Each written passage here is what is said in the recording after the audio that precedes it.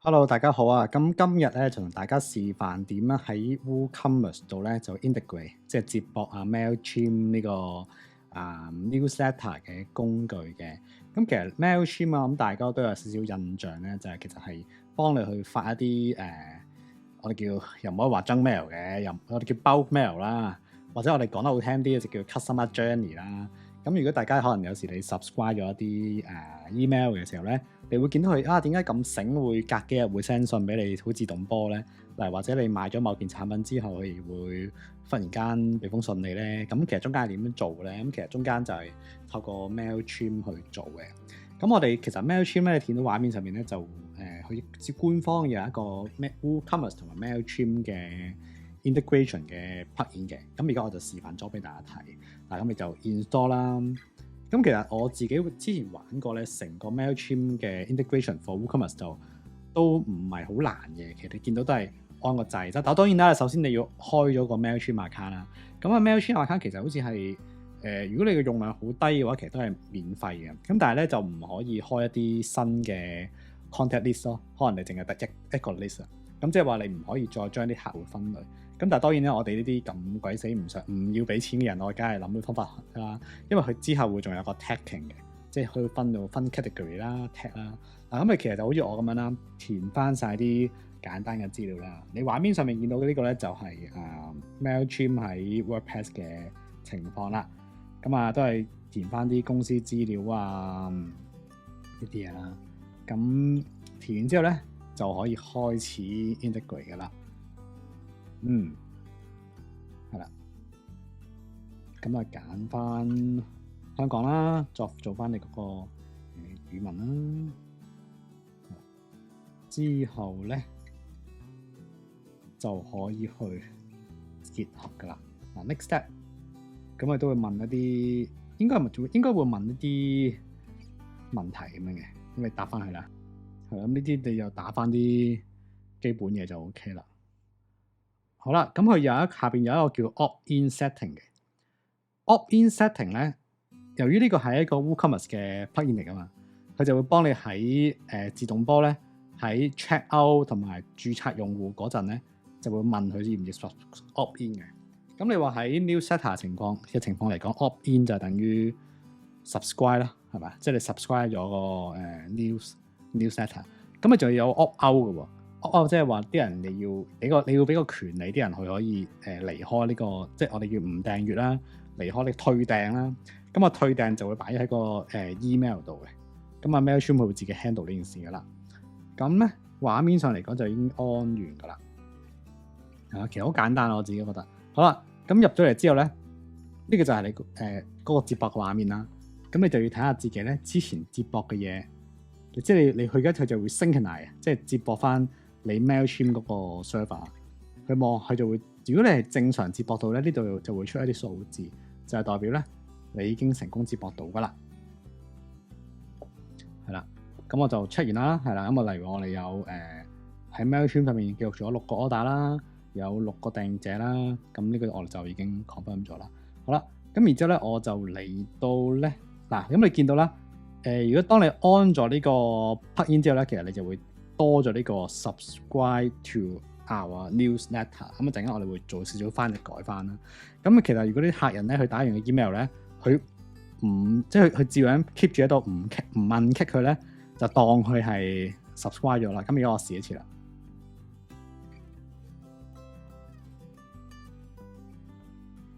咁打 Peter Chan 啦，我求其作個名。咁我而家我就驗證佢咧，陣間係可以掟上去 Mailchimp 嘅 server 度。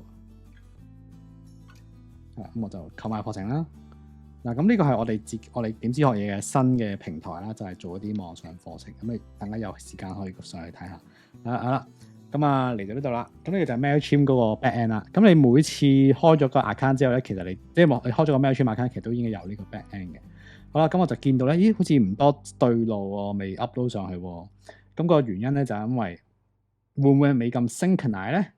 係啦，佢有左下角、右下角有個 synchronize。咁我試下撳啦。咁我 synchronize 即係話夾硬將啲資料抌上去啦。因為其實我哋而家個新個客人資料其實就喺嗰個 WooCommerce 度啊嘛。咁我要 synchronize 就將嗰個新嗰個訂閱者咧，即係 Peter 咧就抌上去。咁如果係成功嘅話咧，其實我哋陣間喺 Mailchimp 就會見到阿 Peter Chan 嗰個mail 噶啦。咁啊，其實做 IT 佬啊，就係都係咁噶啦，即係不斷喺度嘗試，不斷 try and error 咁樣啦。咁咪 reload 啦。咁大家留意住啦。咦，睇下 Peter 會出現先。係啦，有啦。嗱，而家 audience 係7個啦，係咪啊？咁7個即係 Peter 搞掂咗啦。嗱，咁即係話咧，其實WooCommerce 同埋呢個 Mailchimp 嗰個 connection 就搞掂咗啦。嗱，其實佢見到啦，佢係會講俾你聽，其實究竟 Mailchimp 去收到 WooCommerce 嘅 order 嘅。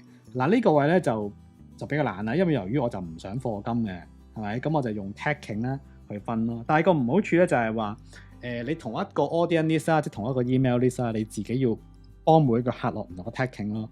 咁啊呢個係嘥少少時間咯，我覺得。咁但係如果你按照一個唔想課金嘅諗法嚟講咧，一個免費版都夠玩嘅。因為免費版咧，佢都會陣間會講到啦。其實免費版個 Mailchimp 佢都有一個叫做customer journey 嘅。咁 customer journey 就係呢種嘢啦。佢就預先設定咗唔同嘅客戶流程啦。即係我舉個例子，可能話到佢生日嘅時候會自動發通訊啦。而家我試一次話俾大家聽啊，就話當個客一sign up 咗呢個 newsletter 嘅時候咧，你就可以設定咧第一封 email 幾時 send，第二封 email 幾時 send，第三封 email 幾時 send。就好似阿 Brian Chow 咁樣咧，你 subscribe 咗去某一個免費課程啦，佢就會連續7日會抌呢啲 email 俾你咯。咁所以咧係咁玩嘅。嗱，好似呢個咁樣啦。嗱，當佢 sign up 咗嘅時候，咁你就喺個流程表度自己寫翻咯。下一步點啊？咁下一步你可以加個 delay 嘅，即係加個 time。見唔見到啊？左邊有個 time delay，你可以time delay 啦。咁然之後就等幾日咁樣咯。通常班賽就1-2日咯。其實係有少少巧妙嘅，即係如果我上網去查嘅話，其實係可能嗰啲叫我唔記得叫咩，嗰啲叫咩 evergreen 啊 ，evergreen 嘅strategy 啊 ，evergreen 你可以上網查，就可能頭幾日就會係不斷去介紹啲免費嘢啊、醒你啊，俾啲好嘅 tips 你啊。但係後來去到第4、5、6日咧，就係即係第4、5、6封啦，就會逼你買嘢啊。有咩？哎呀，你唔接，你再唔買咧，就會錯過呢個機會㗎啦。咁講。咁其實evergreen 嘅 strategy 就係咁咯。你收咗你嘅 email 之後咧，就不斷透過呢啲 Mailchimp 啊，或者仲有其他咁嘅嘢嘅，去揼住發 email 俾你咯。而嗰個 email 係講緊隔2、3日發咯。咁呢個可能就係叫做即係自動乜鬼自動引流系統啊，咩自動金礦啊嗰啲，其實就係咁嘅嘢咯。因為你 set 咗頭1至7封唔同嘅 email 係有唔同嘅嘅強迫性喺度啊嘛。咁通常都係頭1、2封就係咁咯。嗱，畫面所見到其實你就可以自己 customize 呢啲嘢。咁當然你可以自己去 try 啦，試俾大家睇啦。咁你話如果你話抵唔抵咧？其實我覺得我而家試緊咯，因為我其實我之前就比較少用 email 嘅攻勢嘅。咁但係如果你話我自己本身有啲免費贈品啊，可能你有啲免費課程啊、免費嘅單張啊，或者俾單張唔係免費嘅，即係免費一啲嘢送俾人 give away 送俾人，然之後記住叫人哋去申請 subscribe 嘅時候咧留個 email 俾你，你嗰個 email 咧就要擺落去 Mailchimp 度啦。如果你自己擺落去自己嗰個 WooCommerce 度咧，其實冇乜意思，因為你唔連接到嗰個 send email 嗰個工具啊嘛。咁呢個就係而家 show 俾大家睇啊，就係連接咗email 工具啦，你可以 drag and drop 啊，你自己可以 set 啦，係啦。咁其實我就呢個就冇業配嘅，咁其實佢我都係求其試一個啊嘛。咁我覺得 Mailchimp 比較多人用，咁俾大家試。咁我 so far 我覺得嗰個 integration 唔錯嘅，同埋有多模板揀。但係今次我就唔係同大家玩 user journey 啦。咁其實今次我最緊要就試俾大家睇咧，WooCommerce 點樣去將個資料，即係將個新嘅 subscriber 輸入去。嗱，你見到佢其實有好多都係要課金嘅，即係你有啲靚嘅模板要課金啊。咁但係你見到阿 Brian Chow 我都求其啦，都唔使，佢可唔可以冇課金？因為阿 Brian Chow 我睇過佢，其實佢係用緊第2款，即係都係一個 Mailchimp 嘅負責 send user customer journey 嘅工具，但係佢係第2個牌子咯。但係都係嗰啲嘢嚟嘅，所以都唔係話啲咩神奇嘢。但係因為其實佢都係咁啊。嗱，你見到我就簡單咁寫，咁反而我覺得個關鍵係你點樣能夠長期地枕住地你啲 potential 嘅客戶係會願意留個 email 俾你咯。咁當然佢留個 email 俾你，又要儲存啦。你儲存嘅時候就要分佢，即係可能落 tagging 啊，擺唔同嘅 audience 啊，咁然之後又要 set 一啲到時到候要提醒佢嘅 email 啊咁樣咯。好啦，咁呢個 email 就玩完啦。咁但係另外一件事咧，我就想同大家分享下咧。我哋有時玩 WooCommerce 咧，有個最大問題就係話，我哋嗰啲 transaction email 咧，永世都係好核突嘅。你有冇覺得？即係好核突嘅嗰個 transaction email。咁而家我咧就教大家去有一個 plugin 咧，就去幫大家去原來係可以去改呢啲 transaction email 嘅。今日同大家去分享下。嗱，咁啱啱我哋搞埋嗰個 subscription 啦，咁而家我哋就要爭一樣嘢，就先可以將個網站出街嘅，就係咧我哋嗰啲 transactional email 啊。咁 transactional email 咧就係話，當啲客去買嘢嘅時候啦，例如佢申請個會員或者買嘢嘅時候咧，佢哋就需要去有封收 email 噶嘛。咁個封 email 咧，我哋就用呢個 email customizer 咧就去搞啦。咁我哋呢個 plugin 我試過 OK 嘅，大家可以安心使用啊。唔使錢又都幾功能幾強大，咁你入嚟咧，你就可以去 custom 埋即係你中意 custom 埋邊張 transaction email 都 OK 嘅。咁而家我就 custom 埋緊呢個 new user 嘅啦，即係 welcome 嘅。嗱，咁咧其實當然啦，免費嘢你就唔好諗住好勁噶嘛。咁但係其實佢都係你可以你可以 drag and drop 咁樣打字啦，例如我哋打翻我哋公司點先學嘢一齊學嘢啦。然之後咧，你就可以去對應嘅位置可以打翻啲字咯。嗱，你見到佢 quote 嗰個user underscore login 咧，就係代表佢會抽翻嗰個客嘅 login 名擺落去。咁但係我哋公司就唔使啦，咁我就淨係話你好咁樣啦。咁下邊就改翻我哋公司 set 我哋啲中文啦。咁我自己用過呢個 plugin 咧，其實我覺得 so far 嚟講唔錯，即係你話免費嘢嚟講都可以，即係解決到我哋自己一直都遇到嘅問題，就係個封 email 咧好鬼核突㗎。即係如果你係用 WooCommerce，成日知道啊，你好似冇位改咁樣嘅嗰封 email，即係你嗰啲嘢係奇奇怪怪咁樣噶嘛。又或者你個網站係用中文嘅，但係啲客唔知點解收嗰啲英文版嘅網站email 噶嘛。咁呢個 customizer 就可以幫你改啦。咁而家我就示範俾大家睇下啦。咁你可以打字啦。咁你喺左邊咧，你可以校翻字嘅顏色啦。啲字嘅 size 啊、阿拉文字型啲啦，咁陣間都可以詳細啲幫你講。咁例如我就會話歡迎加入我哋呢個點子學嘢咁嘅教育平台啦。咁我哋已經成功註冊成為會員啦，即係一個叫做greeting 啦，係咪？即係我哋叫打招呼咁啦。咁呢個就係凡係新入嚟即係新 register 嘅客戶都要啦。嗱，咁頭先我哋 recap 翻少少啦。當佢一新登記咗成為用戶嘅時候咧，其實佢就已經第一件事就自動幫 subscribe 咗 Mailchimp 啦。即係你記住兩件事嚟嘅喎。即係雖然大家都係 email，Mailchimp 嗰個咧，你就可以當佢為 customer journey 客戶嘅旅程，係一個你枕住長期 sell 佢嘅一個流程。可能一次，可能你每日發一封 email，為期30日都得嘅喎。咁咧，但係 transactional email 咧。講緊嘅咧就係話，逢係啲客人喺呢個 WooCommerce 度有一啲嘅動作，例如話登記成為會員啦、買嘢啦、退款啦呢啲嘢咧，動作佢又會 trigger 一封 email 啦。咁呢啲我就為 transactional email 咯。咁當然啦 ，send email 嗰個 server 你可以用翻本身你自己 hosting 嗰個 email server 啦，又或者你自己勁啲，你可以on SendGrid 啦。咁 SendGrid 其實都係免費嘢嚟嘅。咁其實好似一個月500封 email，咁咪大家都用未必用得晒嘅啦。咁你可以試下攞嚟用咯。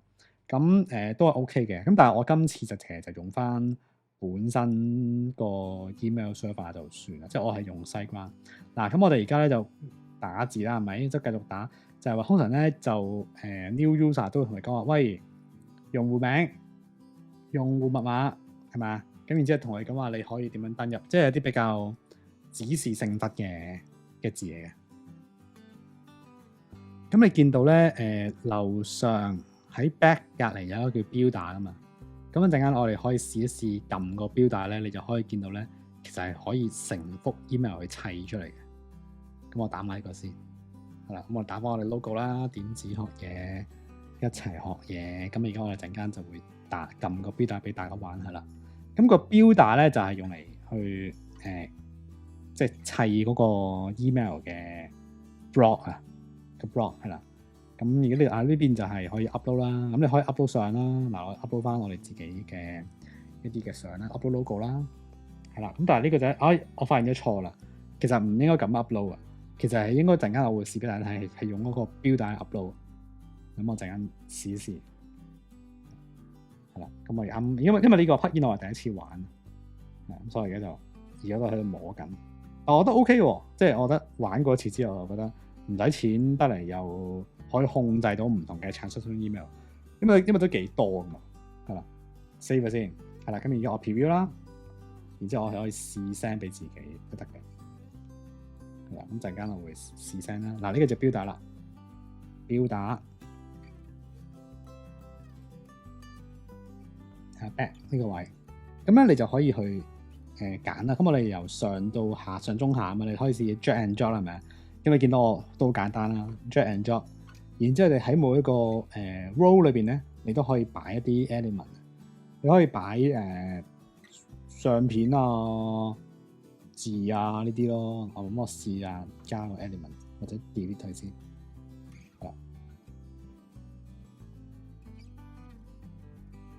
咁啊，改下顏色啊，呢啲都基本嘢啦。抽翻我嗰種卡拉通啦。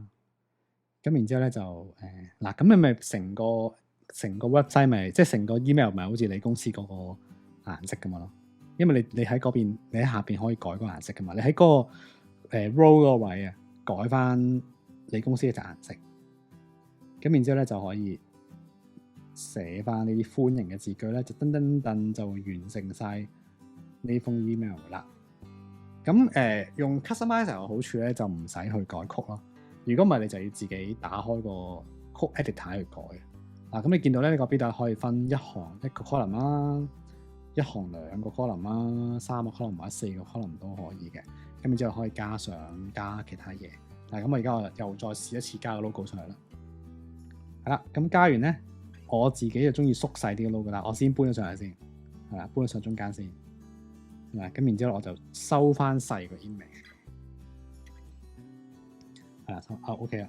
我諗20% 好啲，10% 太細啦，核突啊！我諗20% 就 OK 啦。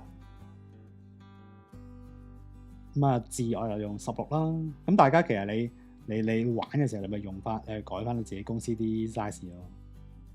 咁你啲客睇上嚟，你間公司咪好似即係 professional 啲咯，即係起碼都好似係，咦，即係唔係一個 WooCommerce 嘅嗰種紫色核核突突嘅嘢咁樣，係啦。咁呢度就係改個 welcome 啦。嗱，咁當大家整完第一個template 之後咧，我哋就叫 new account 啦。咁你就要撳翻呢個 template matching 咧，即係右手邊個咧，你就喺下邊要揀翻new account。對應翻嗰個新嘅 template 就係 new account 啊，即係做一個 mapping 啊，係啦。如果唔係，佢都唔知你呢個新嘅 email template 係用喺 new account 呢個 action 裏邊咯，係啦。咁當你撳咗呢個 mapping 嘅時候咧，佢就可以取代原本 WooCommerce 嗰個 email 啦。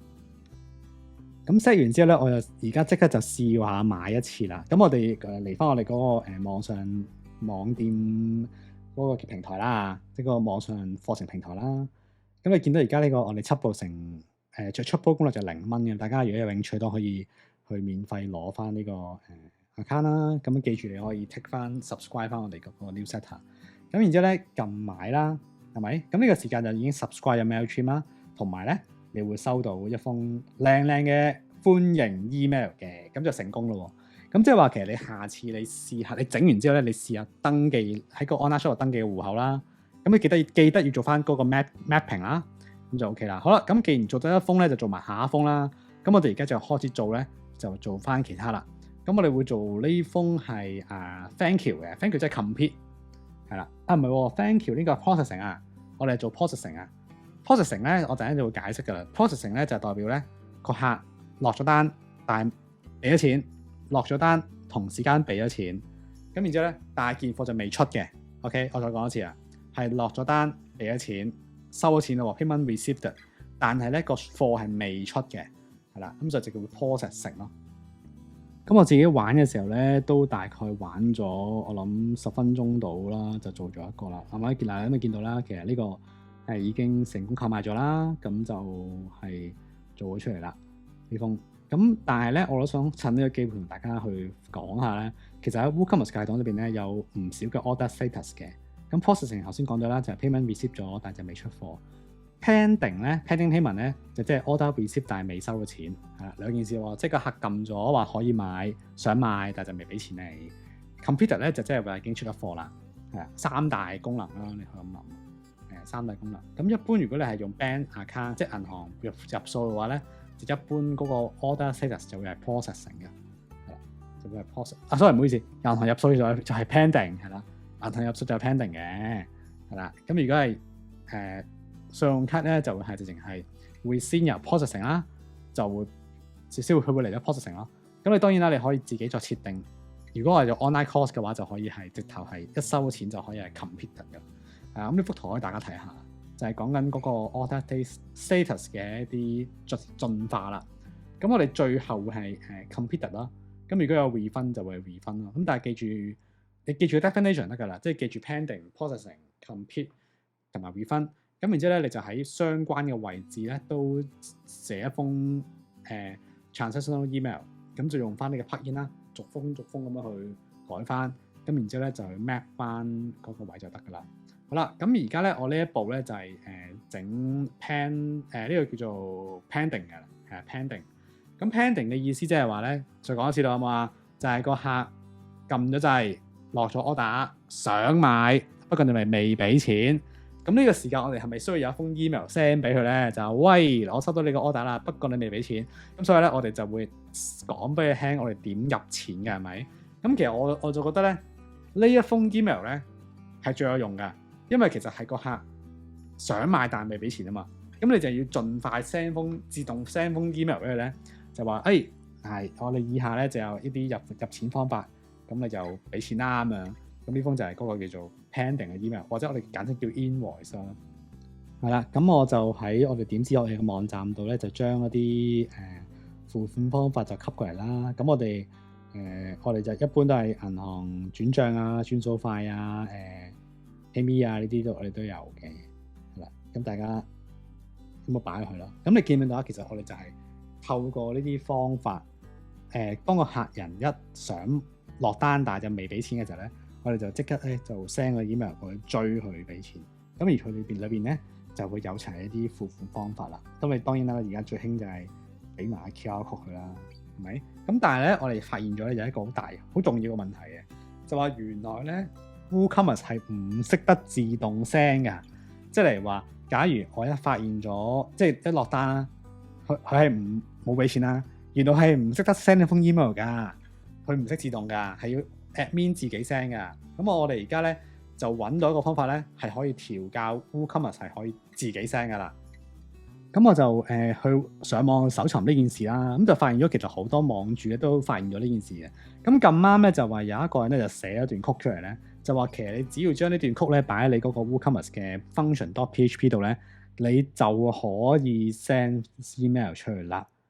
係啦，咁佢就會自動一 detect 到咧係pending 嘅情況咧，佢就會直接 send 出嚟啦。咁我就咧為大家咧已經咧親身地嘗試咗呢段曲㗎啦。咁我就覺得咧呢段曲冇死嘅，咁大家咧就可以去翻呢個網啦 ，Stack Overflow 就去揾翻呢段曲出嚟啦。咁然之後就貼翻落去你個 function.php 度咧，咁就應該冇乜大問題。我試過 OK 㗎啦嚇。咁你就將呢段曲咧就貼喺你呢個 function.php 度貼咗落去啦。OK，咁你就 save 一下啦。咁你就可以有呢個send invoice 嘅 email 俾個客嘅功能㗎啦。嗱，咁我安完個 plugin 之後咧，我就改啲曲啦，咁然之後我就自己再 send 多一次俾，即係我哋自己入多單啦。咁你發現咗，如果當我未成功俾錢嘅時候咧，佢就會出一封 email 啦，就追我俾錢嘅。咁呢個都唔錯。咁大家記住，如果你真係想搞好啲 transaction email 咧，就記得要用呢個方法啦。係啦，咁另外一件事要提一提大家咧，就話喺 WooCommerce 嘅 setting 裏邊咧，佢本身已經有好多唔同嘅 transaction email 着咗噶。咁但係例如話，如果你未 set 嗰個 template 嘅話咧，我諗你就唔好開着佢啦，因為咧你咁樣就會令到啲客人咧收咗啲即係唔 consistent 嘅 email 咯。即係例如話你話我 order on hold 咁樣，咁你冇呢個 email，你咪自己刪咗佢咯。咁呢啲都係要注意嘅事項啦，係啊。但係見到零零丁丁頭先 customer invoice 嗰個位咧係冇着燈嘅，原因就係因為其實 WooCommerce 咧唔知點解咧佢係冇得俾你去整嘅，係咁所以一定要寫曲嘅。咁每一封 email 咧，其實嗰個 subject line 咧，你都可以喺度改嘅，即係個 email 嘅 subject line 都喺度改噶啦。因為頭先嗰個叫做 email customizer 咧係唔可以俾你改個 subject line 嘅。啊，好啦，咁今集咧就時間差唔多啦。咁今集我就介紹咗 Mailchimp 啦，同埋都介紹咗點樣去改 WooCommerce 嘅 email 嘅 customizer 啦，呢個 plugin。咁我希望咧都可以對大家以後落嚟嘅工作咧都有啲幫助啊，因為始終email 咧就都比較難改嘅。咁我就發現咗有兩個 plugin 啦，呢個Mailchimp 嘅 integration 同埋email customizer。咁啊希望可以幫到大家啦。咁我哋下次就揾其他嘢講啦。拜拜。